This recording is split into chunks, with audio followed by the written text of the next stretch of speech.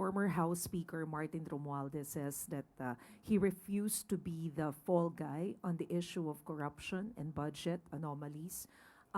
What was the reaction of the president on this statement? And do you see a reason for the former House Speaker to think that he might be the scapegoat?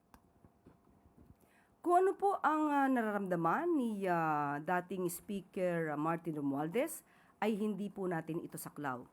Kung ang pag-iimbestiga po ay makakatulong mismo ang dating Speaker, mas gugustuhin po yan ng pamahalaan ng Pangulo para managot ang dapat na managot.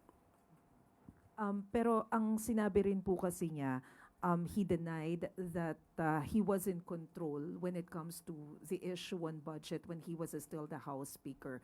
And kung tutuusin, yung command responsibility daw is more on the executive branch. So do you see this na parang putting the blame on the executive instead of the legislative branch of the government?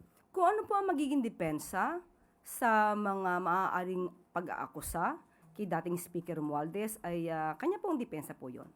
At kung sinasabi niya po na ang executive ang may command responsibility, kaya nga po nagpautos ang Pangulo. Hindi po tinulugan, walang pagka-cover up, pinaumpisahan po niya ang pag-iimbestiga. Para kung meron mang anomalya at kung sino yung dapat na managot, dapat po na managot.